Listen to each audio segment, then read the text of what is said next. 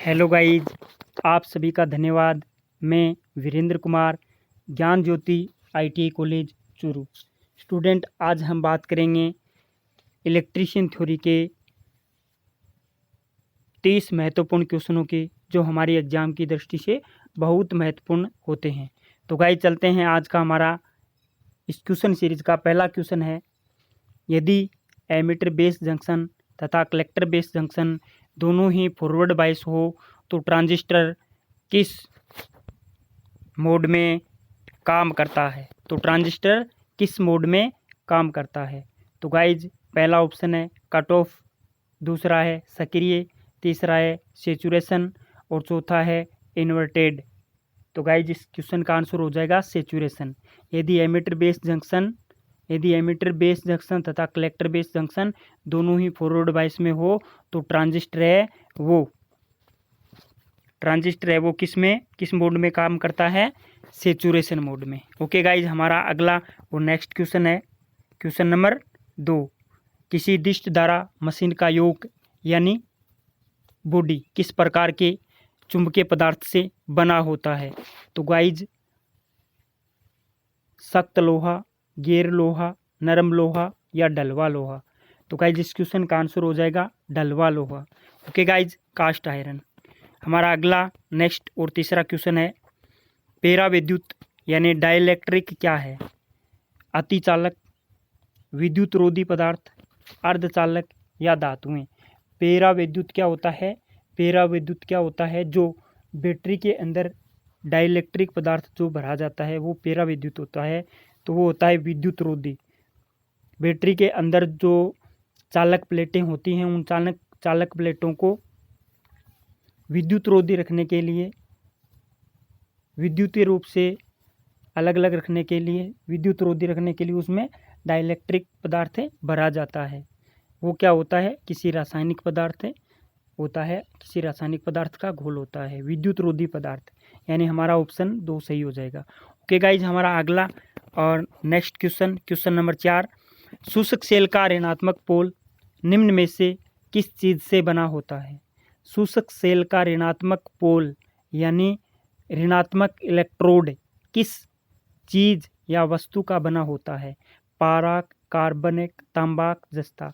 तो शुष्क सेल होता है ड्राई सेल, जिसका ऋणात्मक पोल, ऋणात्मक सिरा हमेशा जस्ते का बना होता है। ओके गाइज, हमारा अगला और नेक्स्ट क्वेश्चन, विद्युतीय उपकरण में किस वर्ग की आग लगती है। मेरा कहने का मतलब है कि विद्युतीय उपकरणों में लगने वाली आग को किस श्रेणी में रखा जाता है। तो वो गाइज होता है वर्ग सी आग। वर्ग सी आग की श्रेणी में उसे आग को रखा जाता है। ओके गाइज, हमारा अगला और नेक्स्ट क्वेश्चन है क्वेश्चन नंबर 6। निम्नलिखित में से कौन सा एक कठोर लोह चुंबकीय पदार्थ है।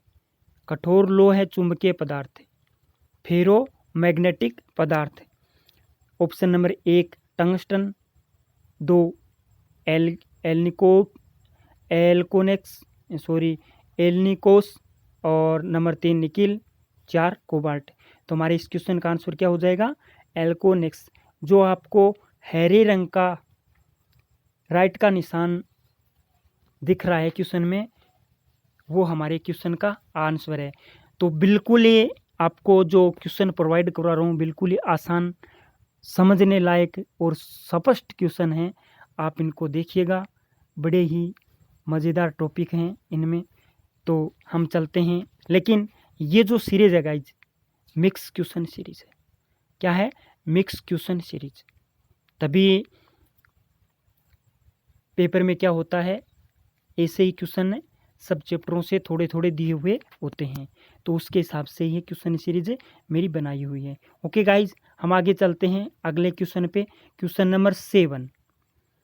कठोर तारों को काटने के लिए किस तरह की पकड़ इस्तेमाल किए जाते हैं।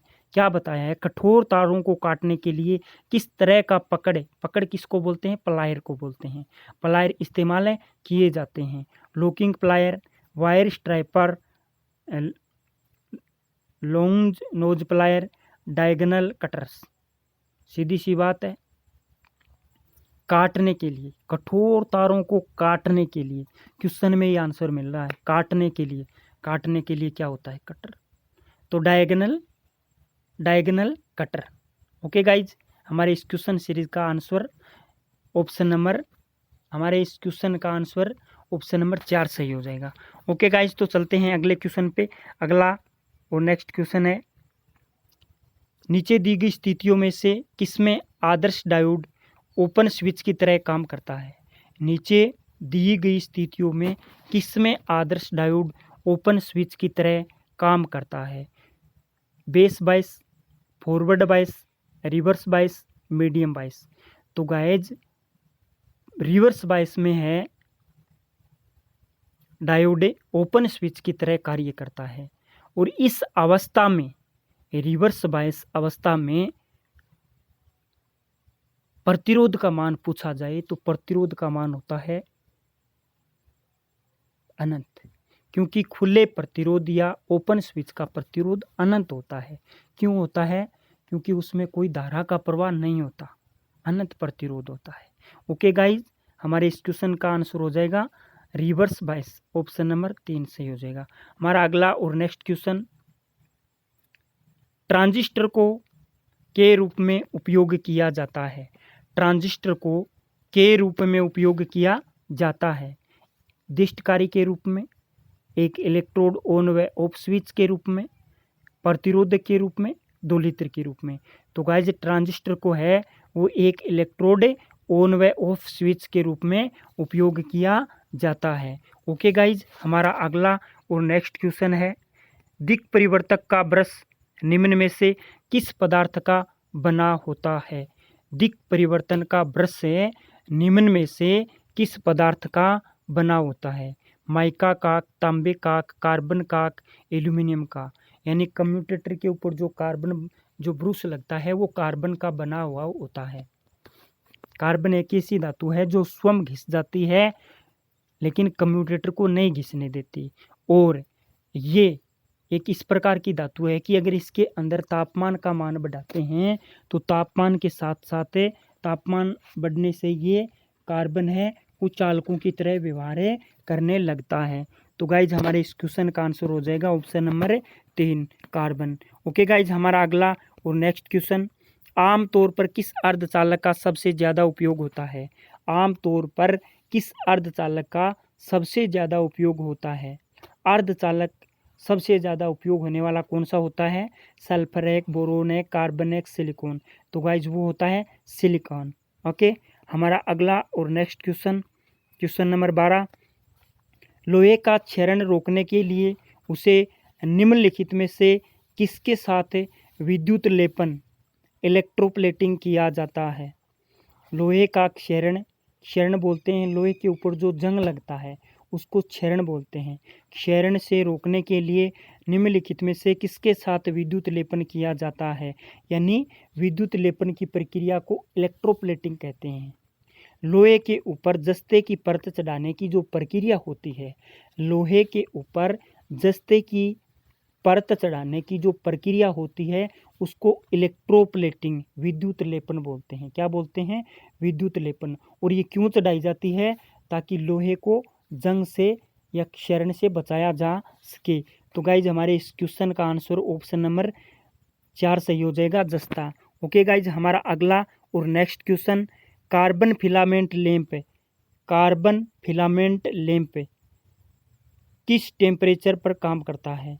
तो कार्बन फिलामेंट लैंप है वो 2000 पर एक, 1800 पर एक, 2100 डिग्री सेल्सियस एक, 2200 डिग्री। तो कार्बन है वो 2000 डिग्री सेल्सियस पर काम करता है। ओके गाइज, इस क्वेश्चन सीरीज का अगला और next question, lead acid cell की watt hour, lead acid cell की वाट हावर यानी कुशलता, वाट हावर कुशलता किस प्रतिशत के बीच से बदलती रहती है?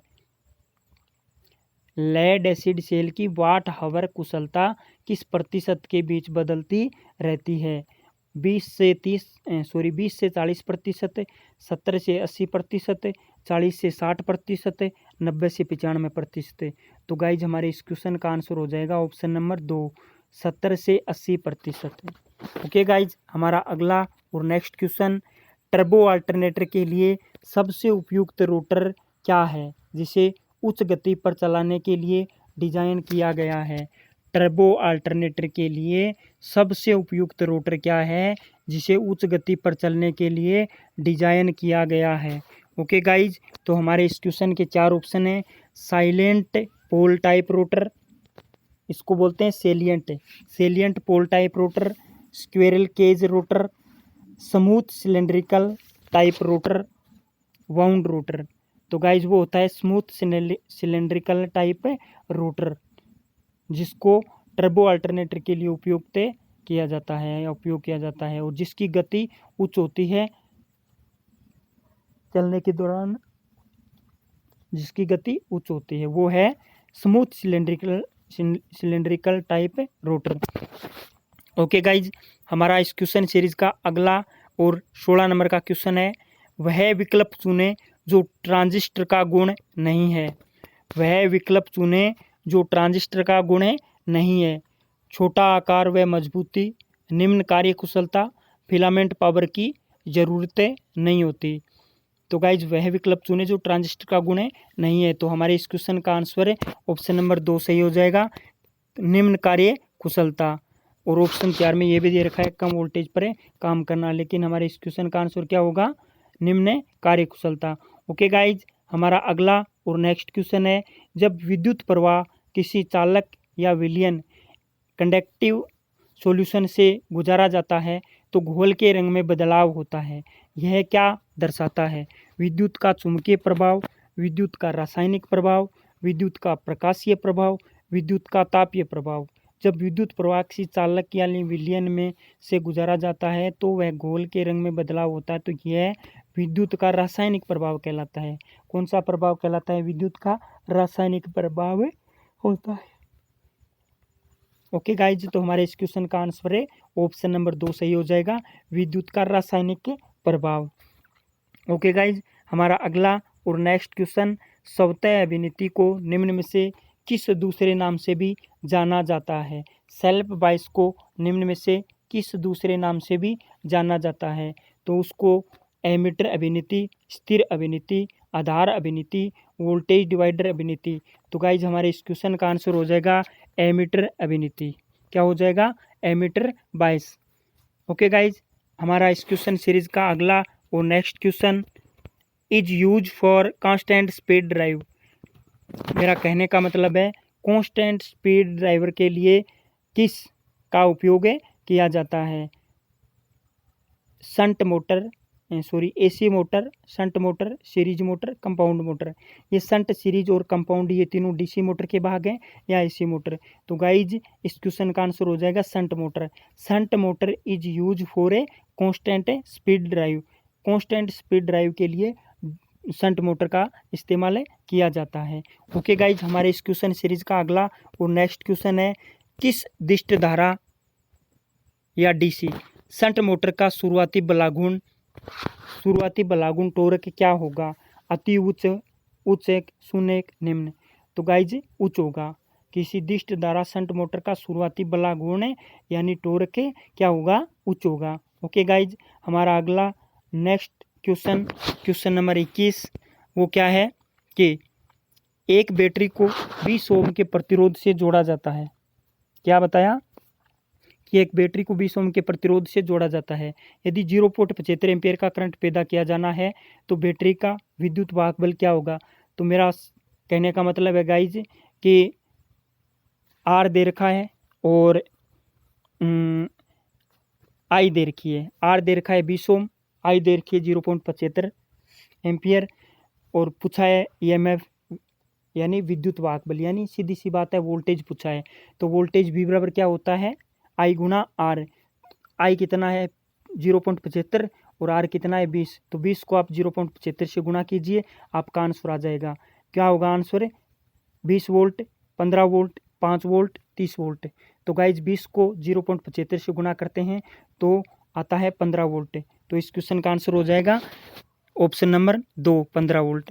ओके गाइज, हमारा अगला नेक्स्ट क्वेश्चन है, in CB configurations output characteristic in which region is the collector current approximately equal to the emitter current.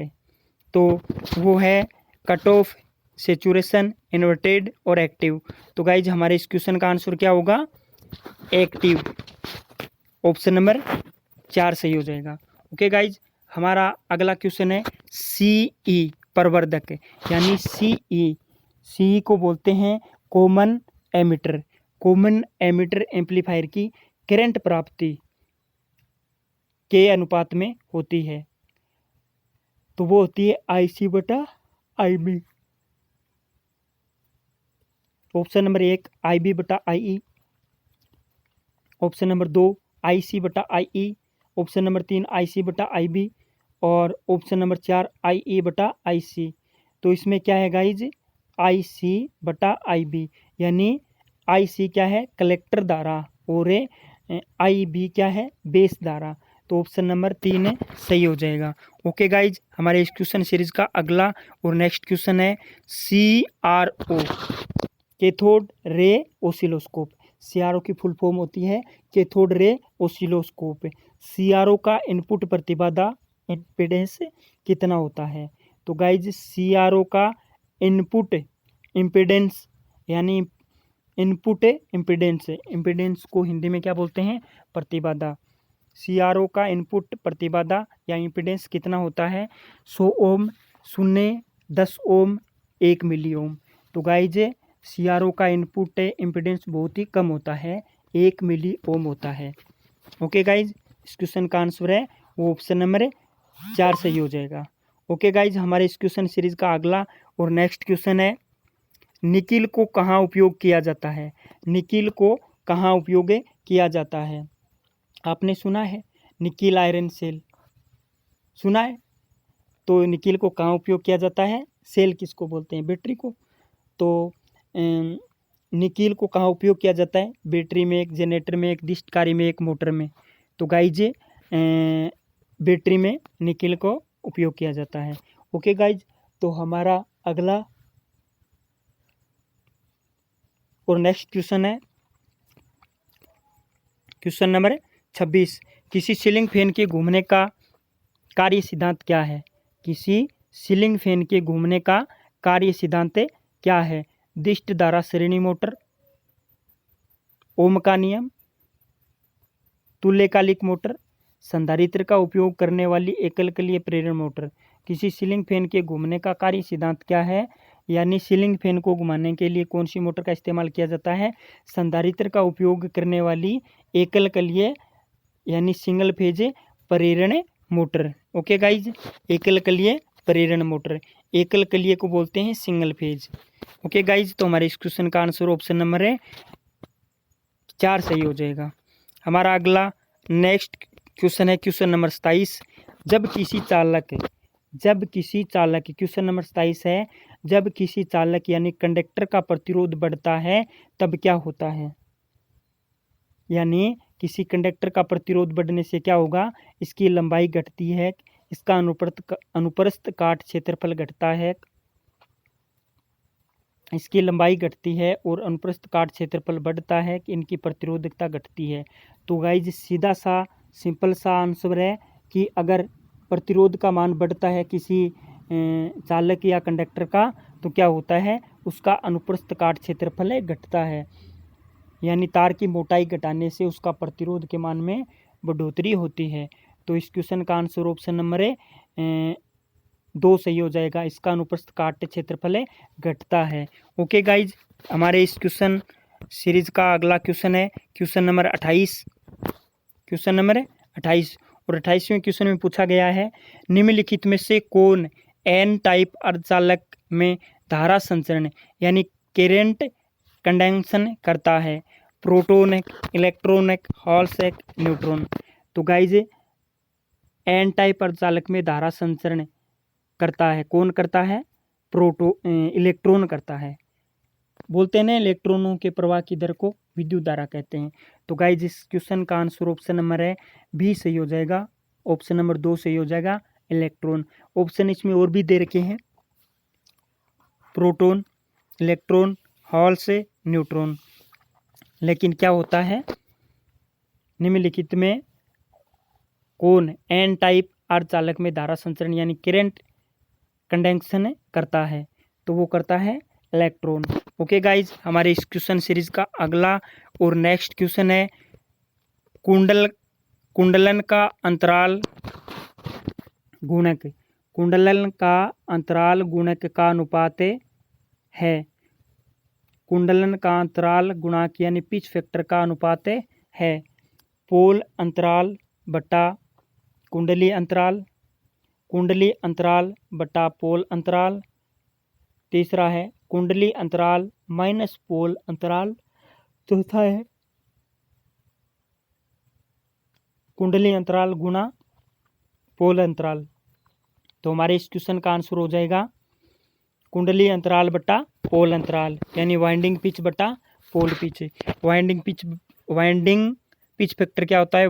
Winding pitch बटा पोल पिच। ओके गाइज, तो हमारे इस क्वेश्चन का आंसर ऑप्शन नंबर 2 से हो जाएगा। इस क्वेश्चन सीरीज का अगला नेक्स्ट और लास्ट क्वेश्चन, दो नजदीकी क्या है? दो नजदीकी पोल के बीच की दूरी का केंद्र कहा जाता है। दो नजदीकी पोल के बीच की दूरी का केंद्र कहा जाता है back pitch, average pitch, pole pitch, coil pitch, coil Spain.